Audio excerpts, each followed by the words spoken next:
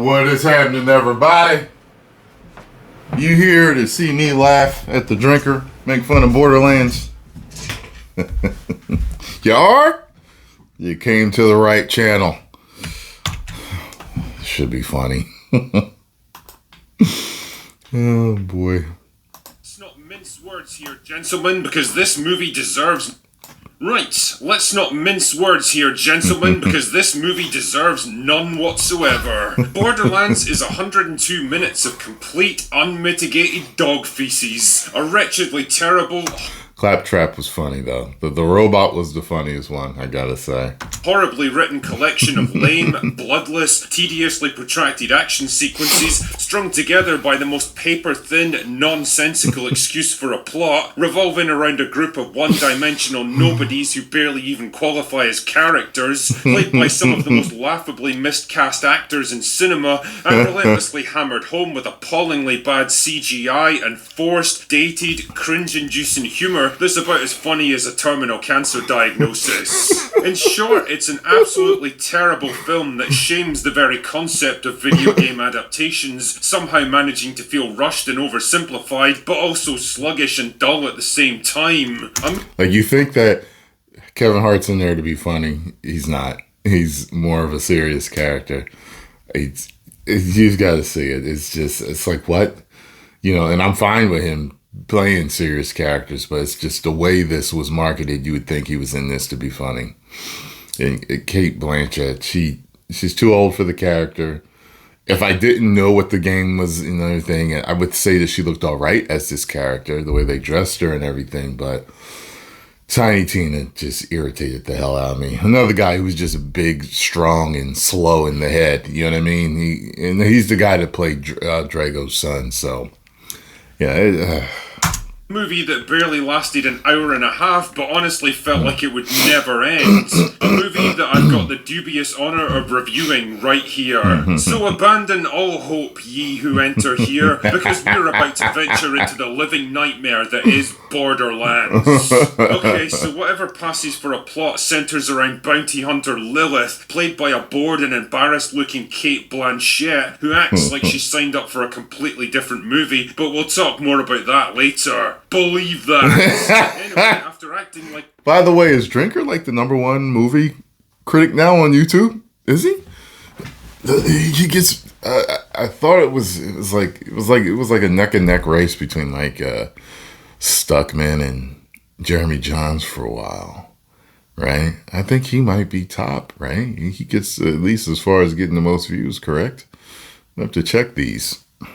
Like a generic Hollywood tough girl for a while to prove how hard she is, Lilith is... Congratulations, Drinker, if you are. ...tycoon named Atlas. Atlas wants her to travel to the planet Pandora to recover his daughter Tina, who's been kidnapped by a rebel faction, and in return he's willing to reward her handsomely. Pretty soon she's on the trail, where she runs immediately into a robot named Claptrap, voiced by Jack Black, who is, without a doubt, the most annoying creature in Hollywood since some convinced Aquafina that she could sing. Oh, good lord.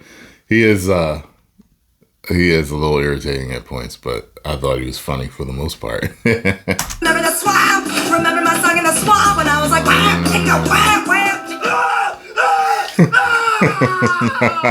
I mean, I wasn't a huge fan of the video game version of Claptrap either, but at least he wasn't too intrusive and even got a few decent one-liners from time to time. This version is like someone locked Jack Black in a sound booth with no script and no prep time and just yelled, "Be funny!" And it went about as well as you might expect. Anyway, wouldn't you know it, Claptrap happens to know exactly where Tina's being held, and after travelling there to rescue her, Lilith discovers that her captors are actually trying to keep her safe from Atlas. See, it turns out that Tina is a cloned recreation of an ancient alien race called the Iridians that once dominated the galaxy, and who left the secrets of their advanced technology behind in a giant vault beneath the surface of Pandora. Only a true Iridian can actually open the vault, which is why Tina was created by Atlas, so that he could steal all the technology inside. That's right, Tina is quite literally the girl who's the key to everything.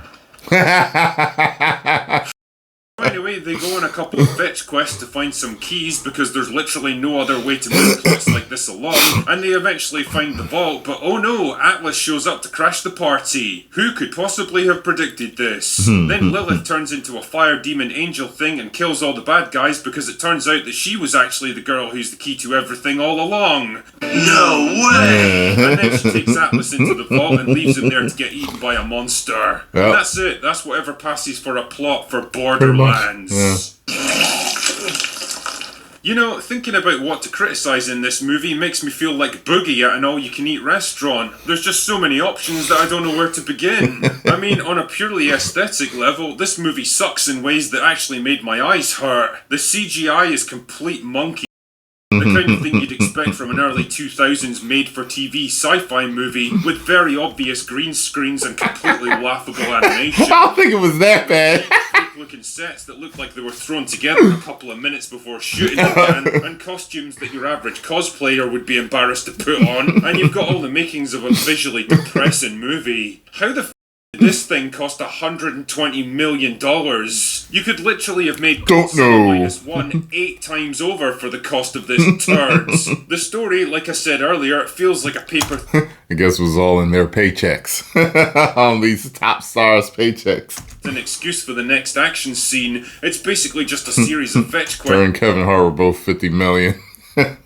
Leading to the end goal. Find the girl, then find 2 keys, then combine them all together to open the vault and fight off some generic bad guys along the way. That's basically all there is to it. Also, I get the distinct impression that there was originally a much longer cut of this movie that got butchered in the editing room, which is why there's weird out-of-place narration from Lilith to help plug the very obvious gaps. The film relies heavily on action to keep the audience engaged, but even that doesn't generate much interest because most of the set pieces go on way too long and the complete lack of blood, violence and consequences kills any sense of stakes. From what I understand, the original plan was to make this movie R-rated, which would have been much more in keeping with the spirit of the games. As it stands, the action scenes become just another tiresome thing that you have to slog through. The characters are either annoying or boring as or both. I get the feeling that they were trying for a Guardians of the Galaxy style team-up movie, but the difference is that the Guardians were all interesting, well-written, fleshed-out characters whose personal history and motivations actually had an impact on the plot. Their banter was witty and fun, and they all sparked well off each other. Most of the gang in Borderlands get almost no backstory or development, especially guys like Roland and Krieg, who are just kind of there. Yeah. Tannis adds nothing to the story and could easily have been left out. Yeah. And as for Tina, she's such a simplistic caricature with no actual human emotion that it's tough to feel much of anything for her. She doesn't seem to care too much about anything that's going on around her, and as a result, neither did I. Lilith, on the other hand, falls neatly into the category of tedious, tough-talking, overpowered girl boss. A trope so thoroughly played out by now that it makes the whole movie feel weirdly dated, like it should have come out 5 years ago when this stuff was at Told you people were saying it was a girl boss movie.